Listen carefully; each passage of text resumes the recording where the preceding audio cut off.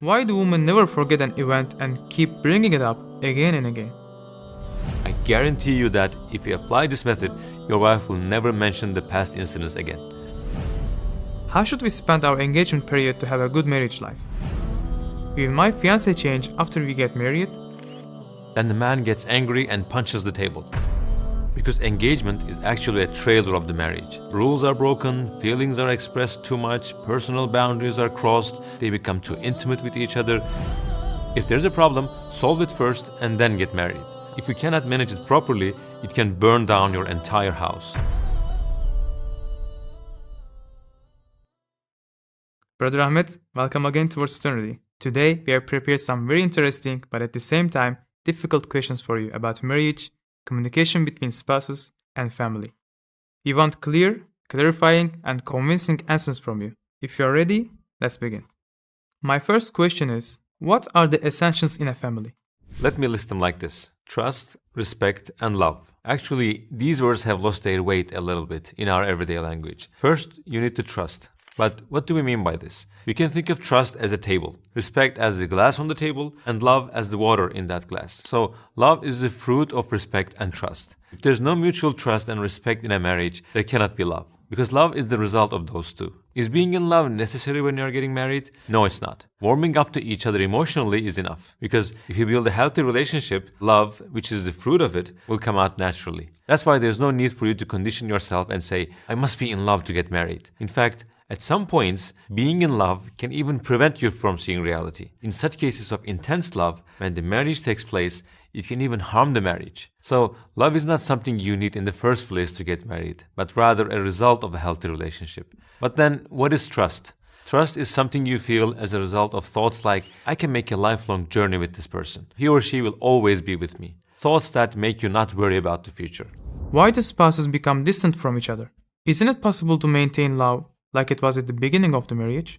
That's a great question. Let's think of it this way. Imagine you have a close friend. If your friendship is strong, would it suddenly break down? It wouldn't, right? So what could cause this to happen? For example, it can break down when you face a problem. If you hurt each other's feelings, it can damage the emotional bond between you, which can then harm your friendship and eventually lead to its end. Or if you don't do anything to keep your friendship alive, over time, you may become distant from each other. The same applies to marriages as well. If you let your marriage go on its own, it will always go in a negative direction. So what do I mean by letting the marriage go on its own? For example, if you don't spend time with your spouse, if you don't have nice conversations with each other, if the husband is work-oriented and the wife is children-oriented, if you're living separate lives, this means your marriage is on autopilot. In other words, no one is making any investment in marriage. And on top of that, in such couples, we generally see that there is constant fighting, hurtful behavior, criticism, defending against accusations, and humiliation. Needless to say, these are the things that harm the very foundation of a marriage. And because the foundations are not damaged, unity and togetherness become corrupted, and the bonds between them get damaged. And eventually, both sides start to become distant from each other. As I mentioned earlier, love is the fruit of a healthy relationship. So naturally, when there's an unhealthy relationship, we cannot talk about love. That's why there's no such thing as marriage kills love. Love dies because of not having a quality marriage. So to sum up, I can tell you this: marriage doesn't kill love, a low-quality marriage kills love. There's a question that usually comes from men, brother. Why do women never forget an event and keep bringing it up again and again? Actually, this is asked because of not knowing the nature of men and women. Since women are more emotional compared to men, they get affected by past incidents more. Just as our fingers can get hurt easily, their feelings can get hurt in the same way. If you don't solve the issue that upset her in the first place, it turns into a kind of disorder for women. And from time to time, when something triggers that bad memory in her mind, she feels pain. And as she feels pain, she starts reacting against her husband. In a moment when both of them are very happy, the past incident can suddenly come up in a conversation, because something happened there that triggered that feeling. Men need to be aware of this. Saying I apologize doesn't completely fix the issue. You have hurt your wife's feelings. Maybe you have made her feel insignificant. And after all this, you cannot get out of the situation by just saying, all that is in the past, what can we do now? Actually, there's a very simple method to resolve this issue. I guarantee you that if you apply this method, your wife will never mention the past incidents again. So what is this method? Now, when your wife comes and tells you about the incident that upset her in the past, you must listen. She might get emotional while talking about that. Maybe she will shed a few tears. Then what you should do is apologize. You should say, "You're right, my dear. I'm sorry. I shouldn't have done that. At that moment, she will feel understood and think, yes, my husband had treated me unfairly, but now he realizes it. And she won't bring that up again. But sometimes man's approach is not in that manner. By saying things like, there's nothing we can do, this is in the past, why go back 20 years, you're actually hurting your wife even more. Her heart has already been broken by what happened in the past. Why do you make it worse? What you need to do is let her share her feelings with you, listen, and try to empathize with her. Now you can ask, why doesn't this happen with men? Because men tend to be more rational in their approach to situations.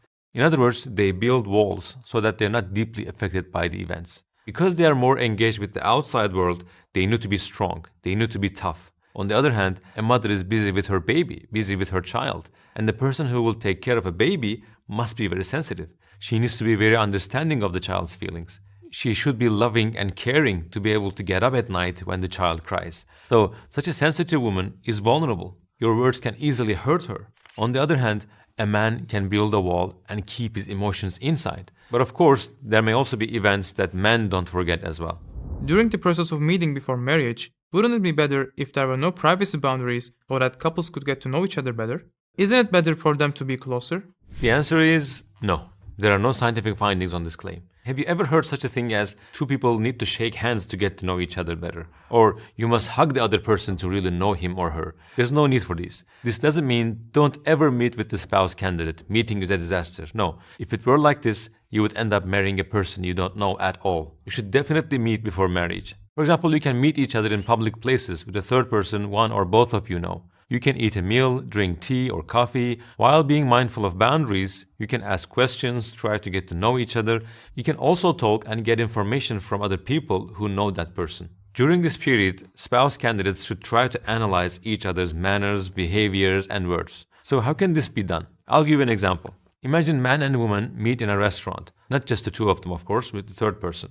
They order a meal, but the waiter brings the food a bit late. Then the man gets angry and punches the table. What the woman should realize here is that when things go wrong, or in times of crisis, the reaction of this person is anger and violence. You can understand that with such a small incident, but you cannot catch it just by talking.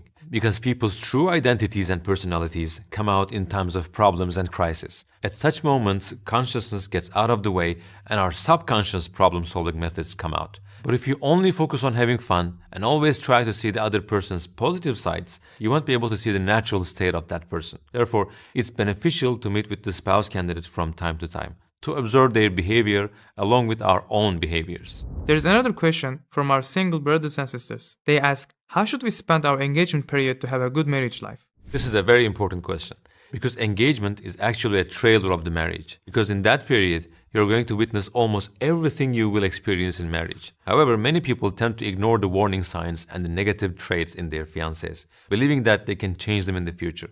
And postponing to solve the problems in this way leads to even more complications after marriage. Engagement is a time to get to know and understand each other. But it's not marriage. For some couples, you cannot tell if they are engaged or married. Rules are broken, feelings are expressed too much, personal boundaries are crossed, they become too intimate with each other. In addition to all this, sometimes it doesn't seem like the engagement will turn into a marriage. So at that point, they need to end the relationship. But they cannot do so because they are now emotionally very attached to each other. It's really hard to break up now. This happened because in the engagement period, they didn't pay attention to privacy boundaries and they acted as if they were already married. We have another interesting question here. There are some bad habits of my fiancé. Is he going to change when we get married? Do you want to know the real answer? No, they won't change. This is wishful thinking. There's a problem at hand, but you're not addressing it. You're not doing anything to solve it. You're just leaving it as it is. All you're doing is to say, he or she will change once we get married. How do you think your fiancé will change? Whatever you're going to do after marriage, do it now. I mean, during the engagement period. See if he or she gets better or not. If you have a problem about something, discuss it now. If you need to go to a family counselor, just go. Why should he or she change for the better once you're married? There's no logical explanation for this idea. In fact, contrary to expectations, things can get more complicated after marriage. There's a saying, marriage kills love. That's because during the engagement period, there's a longing, a desire, an expectation to finally get married. These positive factors keep the relationship alive and strong. And after getting married, this longing becomes fulfilled. So as these few positive elements start to disappear, problems start to come to the surface. So there's no logic in the statement, he or she will change once we are married. If there's a problem, solve it first and then get married. Sometimes I see people come with a similar question. They say, if you were to have a child, would our problems be resolved? No, they wouldn't. There's no truth to this. It's not based on any research. In marriage, sometimes a very small problem can grow like a spark and turn into something very bad if it's not taken care of. Have you ever witnessed such an incident? Yeah, there's a very interesting story I heard from one of my friends. There's a couple who is living in a small town in Turkey. On the morning of Eid, the wife is preparing breakfast. She boils eggs for her husband, and the man is sitting at the table. At that moment, their child starts crying. The wife has to take care of the child now, so she turns off the stove. By that time, the eggs have been boiling for 3 minutes, but they should be boiled for 4 minutes. They had decided to cook them like this. They think eggs are healthier and cook better that way. Anyway, the wife calms the child and gets back. She sets the table and serves her husband the eggs. And she says, "Darling, the eggs were boiled for 3 minutes, just so you know." Husband replies, "And why don't you complete it to 4 minutes?" And the wife says, "I'm going to go back and take care of the child now. Do it yourself." And he says, "Whatever, don't do it then." And the wife says something offensive to her husband. Husband gets up and asks, "How dare you say that? I'll go now and file for a divorce. I will divorce you." Then he leaves the house. But the husband suddenly remembers that it was Eid that day. He asks himself where he would go. So he goes back home, and because he's still angry, he tells his wife that he won't divorce her, but instead he will make her suffer. Then he slams the door and leaves again. All of this happened because he couldn't manage this crisis. The story continues. Then the husband comes home in the evening. He rings the bell, no answer. No one opens the door. So he opens it with his key. He enters the house and finds no one there. He goes to the living room and sees that half of the curtains have been cut off. He checks each room and all the curtains have been cut in half. Then he goes to the bedroom and looks in the wardrobe. And all the clothes have been cut in half again. He then finds a note from his wife that says, "We have left. That's all." Shortly after, he finds out that his wife took the children and went to her parents' house. She stays there for 5-6 months and they don't come together during that period. Eventually, their friends get involved in the situation. Then the couple is advised to go to a family counselor and the problem gets solved. But of course, some costs were spent. Here's my takeaway from this story. Even if you have a little spark, a very small issue, whether you're right or wrong, don't let it grow. If you cannot manage it properly, it can burn down your entire house. In the scene where the wife boiled the eggs for 3 minutes, if the husband had taken over to cook, or if the wife hadn't said something offensive to him, things wouldn't have come this far. As Omar radiallahu anh said, when your spouse is angry, you should be calm. When one is fire, the other should be water. So then, how can we solve problems in families in times of crisis? I'm going to make a very assertive statement here. In marriages, if the problems end, love ends too. Because when we look at it, we actually grow the love between our spouses through solving our problems together. We can think of spouses as a key and a lock. Just like a key and a lock need to feel each other's, what I mean here is, of course our spouses will have flaws and imperfections. But if I can complete my spouse rather than being hurtful, then I can win her heart. Let's give a small example. Let's say my wife dropped a plate and broke it. This is a problem. She exhibited a flaw, a gap in a way. If I approach my wife with insults at this point, I'll break her heart and damage the love between us. But if I approach her in a kind manner and say, "Honey, no problem, you're okay, right?" then I would have won her heart through this problem. In fact, in the Quran, in Surah Al-Baqarah, Allah says, "Your spouses are a garment for you, as you are for them." By saying this, Allah guides us on how we should behave towards our spouses. On the contrary, if you constantly take a blaming attitude for every mistake she makes, it can cause deeper wounds, because she already feels incomplete at that moment. Let me give you an interesting analogy. Depending on our choices, problems can either turn into an atomic bomb or nuclear energy. Because in both cases, the energy emerges from the splitting of an atomic nucleus. If you split the atomic nuclei randomly, it becomes an atomic bomb. But if you split them in a controlled way, you can get nuclear energy, which can provide you beneficial things like electricity, light, and energy. Just like this, if you address problems in a controlled manner, love and sympathy will emerge, and you will benefit from that. But if you approach a problem randomly, you can turn it into an atomic bomb that destroys your marriage. In other words, it's your approach that determines how things will go. There's another question. How is anger management achieved? If one of the spouses is abusive towards the other, how can this be stopped? Honestly, I've learned from my experience that almost all the sparks are actually caused by anger in men and untimely and inappropriate speaking in women. What needs to be done here is that men should work on their anger management and women should learn to speak at the right time and right place, meaning she will pay attention to her speech. Anger management is a whole issue on its own. I mean, if a man or a woman cannot control their anger, it's their personal problem. They should work on understanding the reasons for their anger. But when they become angry, the most basic thing to do is to stop talking for a while. Don't react and talk in the heat of the moment. Just wait. After some time, when you have calmed down, you can talk. Because when you're angry, your common sense gets out of the picture and anger takes control of you. And you lose your ability to think logically and evaluate the situation clearly. Wait for some time to calm down. Go outside, make wudu, move to a different room, lie down. In other words, change your physical and spiritual environment. After a while, you will also realize that you weren't thinking logically at that moment. There's a problem that happens very often. People say, I have issues with my in-laws. Is this a reason for divorce? What should I do? Yeah, in-laws. Big issue in marriages. Now let's get to this topic. Many marriages are actually ruined because of this. A mother doesn't want to let go of her son and constantly holds on to him from behind with both hands even after he gets married. Or a mother who married off her daughter keeps calling her all the time. She asks for a daily report from her, as if she's trying to control her with a remote controller. These are huge problems. Interventions from the outside can seriously damage marriages. That's why I would like to emphasize this and call out to all mothers and fathers who married off their children. Whether you're a mother or a father, if you intervene in your children's marriage, you will cause harm. Let them solve their problems on their own. Additionally, I want to talk about the responsibility of the husband. If there are problems going on between his family and his wife, it's the husband himself who should solve the problems. I'll give you a method based on years of experience. If a husband is caught in the middle between his parents and his wife, his method should be this. To try to solve their problems, he must work with his wife shoulder to shoulder. They should even try to solve the problems about the husband's parents. But on the contrary, if he collaborates with his parents to solve the problems about his wife, because the husband's parents are already exhausted from raising him. They raised you. They made the effort. They are already stressed. When you complain to your parents about your wife and say, she does this, she doesn't do that, she doesn't cook, etc., you make your parents worry. They start to fear now. They might say, what has become of our child that we raised with such care and affection? And they might take a stand against your spouse. For this reason, we strongly advise the husband not to tell his parents the private matters between him and his wife. But at the same time, he shouldn't say overly positive things about her to them either. He shouldn't say, Mom, my wife cooks so well that I learned what good food means from her. Don't do this either. You will make your mother jealous. There's no need for that. In short, I can say this. The husband will not share his wife's private matters with his family. He will take a stance, and that stance will solve the problems. But wouldn't mothers object to this and say, why should my son cooperate with his wife instead of us? And also man can ask, what should I do when I'm stuck between my wife and my mother?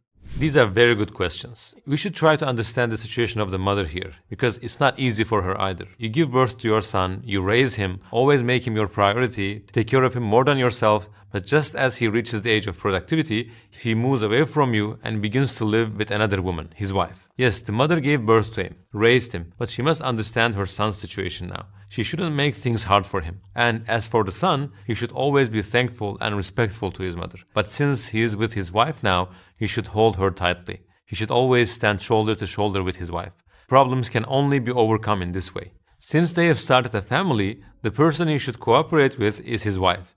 And the person he should try to understand is his mother, not the other way around. The man shouldn't confuse the roles of the two. Let me give an example of the right attitude. Imagine that the husband's mother yells at the wife. Then he says to his wife, Honey, I noticed that my mother raised her voice at you the other day. I apologize on her behalf. You know, as she's getting older, she started reacting like this. Please forgive her. By talking with his wife in this manner, he can overcome the issue. But if the husband cooperates with his mother and say, Mom, my wife did this and did that, then the mother will get involved in the process. And then the father will get involved. And maybe third and fourth people will start to intervene in the situation. Other relatives will also learn about that issue of the wife. And as a result, this will lead the whole family to an extremely uncomfortable scenario. The couple end their marriage because they are not happy? Or should they show patience and continue to stay married, thinking that it's a test from Allah?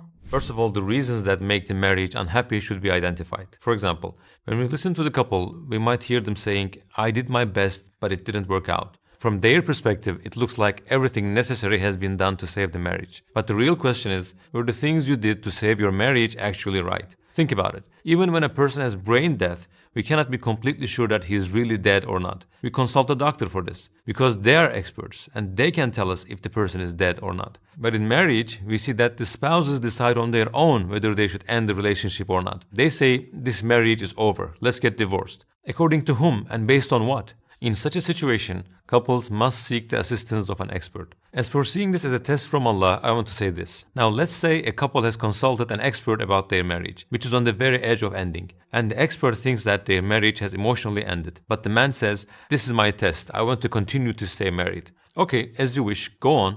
But then we see that neither side is doing anything to solve their problems. What does a test mean?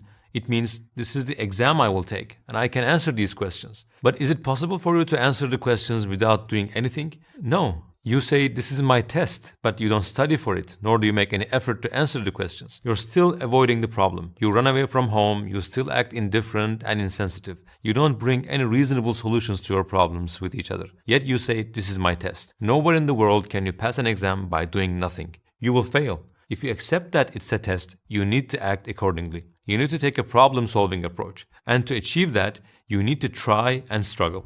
Is it right to continue to stay married just for the sake of the children? I mean, is it right to be patient and put up with it? Should this be done for children? Based on my experience, I think that a marriage that continues only for the sake of children will harm the children even more. You can imagine the situation of a child growing up in a chaotic family environment, where there is constant fighting, conflicts, and negligence. Spouses are trying to continue their marriage thinking that we can take care of them better as a couple, or the children should not get harmed. But as they do that, they are turning their home into a hell. There shouldn't be such a marriage. Besides, if the spouses are not happy, the children won't be happy either. Imagine there's a tree that is rotting. Both the tree and the soil beneath it are in a very bad condition, but you're only focused on whether the tree gives good fruit or not. Without watering and feeding the soil, without removing the weeds, without taking care of the tree, the fruit will not grow and mature. Just like that, there cannot be a situation where the mother and father are unhappy, but the children are happy. This cannot be. But if the husband wants to repair the relationship with his wife, or the wife wants to solve the problems with her husband, then they can try to save the marriage and stay together with their children. I'm not saying that they should definitely divorce, but at least I can say this. A marriage that continues only for the sake of the children is not good. It's even harmful for the children.